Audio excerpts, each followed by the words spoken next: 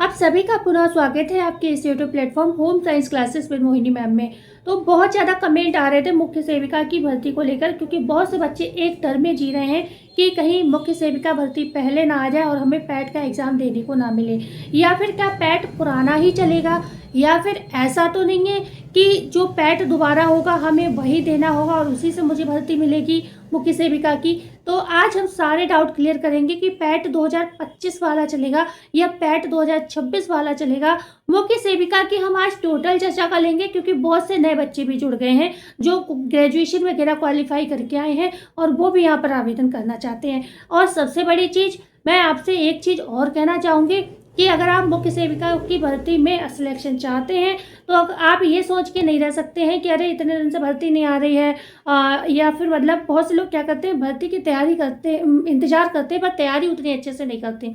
तो आपको बता दें, इस बार जो कंपटीशन होगा उसका लेवल बहुत ज़्यादा टफ होगा। क्यों होगा? क्योंकि सीट बहुत कम हो जाएंगी। जितना मैं बता रही थी ना आपको, 2500 तक पोस्ट बताए जा रहे थे मुख्य सेविका में खाली हैं, और मैं आपको बता दूं वो पोस्ट भी कम होने वाले हैं, खाली होने वाले हैं। क्यों होने वाले हैं? क्योंकि प्रमोशंस चल रहे हैं। प्रमोशन के का मतलब ये है कि कोई कार्यकर्त्री है, आंगनबाड़ी कार्यकर्त्री, अगर उसे 10 साल हो गए हैं नौकरी करते हुए, तो वो प्रमोट हो जाएगी डायरेक्ट किस पर? आपकी सुपरवाइजर मुख्य सेविका की पोस्ट पर। ठीक है, तो इसलिए आप लोग कमर की पेटी अच्छे से कस लो, मतलब बहुत हाई क्वालिफाइड आपकी क्वालिफिकेशन यहाँ पर चलेगी। क्वालिफिकेशन नहीं, मतलब आपकी मेहनत चलेगी। ठीक है, आपका काफ़ी अच्छा स्कोर रहेगा, तभी सिलेक्शन आपका हो पाएगा। तो चलो हम पूरी चर्चा करते हैं। ये तो हम उन बच्चों के लिए कह रहे हैं जो सिर्फ इंतजार कर रहे हैं, तैयारी नहीं कर रहे। जो लोग तैयारी कर रहे हैं बहुत अच्छे से आप लोग करते रहिए मेहनत, आपका सिलेक्शन होगा। ठीक है, तो अब हम बात करते हैं कि अब 2025 का पैट नहीं दिया है तो क्या आवेदन का मौका नहीं मिलेगा? तो आपको बता दें, पैट का आपका आने वाला है जुलाई लास्ट तक नोटिफिकेशन आ जाएगा। मुख्य सेविका आया नहीं आया, बात करेंगे पैट का पेपर कब होगा? अक्टूबर में हो जाएगा। अक्टूबर लास्ट तक हर हाल में पेपर हो जाएगा। किसका? पैट का। और भर्ती आपकी मुख्य सेविका की कब तक आ सकती है? मुख्य सेविका की भर्ती आपकी आ सकती है दिसंबर में, क्योंकि हमने क्या बताया, 2027 में आपके राज्यसभा के चुनाव है और उसके चलते हुए आपसे अगर हम बात करें, यहाँ पर भर्तियां तो देखने को मिलेंगी, भर्तियां भी मिलेंगी और फाइनल भी होंगी भर्तियां, लेकिन हर किसी को मौका दिया जाएगा। किसी को निराश ये लोग नहीं करना चाहते जिससे इनका वोट बैंक पर मतलब खाली ना रह जाए, इसलिए ये मौका आप सबको देंगे। 2026 का पहले पैट कराएंगे ये लोग, उसके बाद मुख्य सेविका भर्ती आपकी आएगी और आप आराम से दे पाएंगे। तो बिल्कुल जिसने पैट किया है, पैट नहीं किया है, दोनों को मौका मिलने वाला है। दूसरी बात, अब हमने 2025 का पैट कर लिया तो क्या हम 2026 का दें तभी हमारा आवेदन हो पाएगा? नहीं। अगर पैट आपने 25 का दिया है तो भी आप आवेदन कर पाएंगे, क्योंकि पैट की वैलिडिटी 3 साल कर दी गई, मतलब 25 का 26, 27, 28 तक आपका चलेगा। ठीक है, लेकिन मैं फिर भी ये कहूँगी आप अपना स्कोर बढ़ाने के लिए, अपनी मेहनत, अपना कॉन्फिडेंस बढ़ाने के लिए, एग्ज़ाम हॉल का जो प्रेशर होता है उसे मेंटेन करने के लिए आप पैट का एग्ज़ाम देना जरूर। ठीक है, इससे आपका हो सकता है नंबर भी बढ़ जाए आपका। दूसरा एक जो है ना, आप लोग अगर एक ही लाइन की तैयारी करते रहते हो तो लाइफ में क्या होता है, आप पेपर बहुत कम देते हो। तैयारी तो आप बहुत बेस्ट करते हो, लेकिन एग्जाम हॉल का हम लोग प्रेशर नहीं संभाल पाते हैं। हम लोगों के साथ ऐसी मिस्टेक्स होती हैं। तो 3-4 डाउट तो आपके यहीं पे क्लियर हो गए। पैट आपका आने वाला है, जुलाई लास्ट तक आपको पैट का नोटिफिकेशन मिलेगा, अक्टूबर में आपका एग्जाम हो जाएगा। मुख्य सेविका का जो आवेदन है वो दिसंबर से स्टार्ट हो जाएगा। मुख्य सेविका में आपकी पोस्ट कम रहेंगी, मेहनत आपको बहुत हाई लेवल की करनी होगी।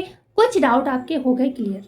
अब बात कर लेते हैं थोड़ा सा एग्जाम पैटर्न। एग्जाम पैटर्न की बात करूं तो 100 नंबर का यहाँ पर क्वेश्चन पेपर आपका आएगा और 100 ही आपके मतलब 100 नंबर का होगा और 100 ही क्वेश्चन होंगे। सिलेबस आपको हम ऑलरेडी बता चुके हैं मुख्य सेविका का। अगर आप नए बच्चे कैंडिडेट हैं, आपको नहीं मिल रहा है तो आप हमें बताओगे तो उसके लिए हम पीडीएफ आपको दिखा देंगे और उसमें सारा सिलेबस हम आपको बता देंगे। बहुत ज़्यादा वैसा सिलेबस नहीं है, नॉर्मल सिलेबस है, पढ़ाई की जा सकती है अच्छे से। ठीक है, अब बात करते हैं यहाँ पर विषय कौन से लोग हैं जो यहाँ पर आवेदन कर पाएंगे। तो सामाजिक विज्ञान और होम साइंस दोनों ही यहाँ पर आवेदन जो है कर सकते हैं। ठीक है, दोनों ही एग्ज़ाम दोनों ही लोग आवेदन कर सकते हैं। उसके बाद आपका जब रिटन एग्ज़ाम ये होगा रिटन एग्ज़ाम होगा, ये तो समझ में आ गया आपको, क्योंकि बता दिया 100 क्वेश्चन आएंगे और 100 नंबर का होगा, तो मतलब रिटन एग्ज़ाम होगा। अब बात आती है क्या इसमें मेडिकल इंटरव्यू इस तरीके की कोई चीज़ होती है, तो बिल्कुल भी इसमें कोई मेडिकल नहीं होता, कोई आपका इंटरव्यू नहीं होता। और जो है यहाँ पर एक चीज़ और थी, कुछ प्रश्न था उसी मैंने नोट करे थे आपके। हाँ, कोई दौड़ वगैरह कोई फिजिकल ऐसा बुक आपका यहाँ पर चेकआउट नहीं किया जाता है, ठीक है। अगर आप यूपी से आवेदन करेंगे यहाँ पर, तब आपका जो है यहाँ पर पैट और आपका ग्रेजुएशन यहाँ पर जो है होना अनिवार्य रहेगा, ठीक है। कौन कौन आवेदन कर पाएगा, तो मुख्य सेविका मेनली होती है गर्ल्स की भर्ती, ठीक है, महिलाओं की भर्ती होती है ये, तो महिलाएं और लड़कियां दोनों ही यहाँ पर आवेदन कर सकते हैं। आरक्षण भी मिलेगा क्या, किसी वर्ग कोई वर्ग ऐसा इसमें आरक्षण दिया जा सकता है जिसमें एज का आरक्षण हो या किसी भी चीज़ का। तो देखो आपकी एक तो विधवा कैटेगरी, जो विडोज होते हैं हमारे यहाँ, मतलब जिनके पति किसी भी कारण से नहीं रहते, या फिर जो तलाकशुदा होती हैं, या जो आरक्षित वर्ग आपके होते हैं SC OBC कोई भी कैटेगरी, तो इनका जो फिक्स आरक्षण है, चाहे एज में है या आगे जो भी चीज़ें हैं, उसमें मिलता ही मिलता है लोगों का। तो आरक्षण की भी हमने यहाँ पर चर्चा कर ली है। सारे प्रश्न मैंने नोट किए। हाँ, सैलरी पूछी थी आपने कि इसकी सैलरी क्या रहती है, लोग बहुत परेशान होते हैं इस भर्ती को लेकर, तो ऐसे प्रश्न आया था, तो मैंने सैलरी भी नोट करी है आपकी। यहाँ पर 35,000 से स्टार्टिंग सैलरी आपकी रहती है, बढ़िया सैलरी रहती है। और 8वां वेतन आयोग जो लगेगा, अभी तो मतलब लागू नहीं करा गया अभी ये, तो आपको यहाँ पर और ज़्यादा अच्छी सैलरी जो है देखने को मिलेगी, ठीक है। यहाँ पर ग्रेजुएशन में क्या BCom वगैरह चलेगा, ऐसा भी प्रश्न आया है। तो BCom की अगर मैं बात करूँ, यहाँ पर देखो होम साइंस और सोशोलॉजी वाले आवेदन करते हैं, हम यूपी की बात कर रहे हैं। अदर स्टेट में आप होगे, जैसे कि आप हरियाणा हो, राजस्थान हो, तो वहाँ पर आप आवेदन कर सकते हो सुपरवाइजर की पोस्ट पर, क्योंकि वहाँ पर कोई बार ग्रेजुएशन मांगा जाता है।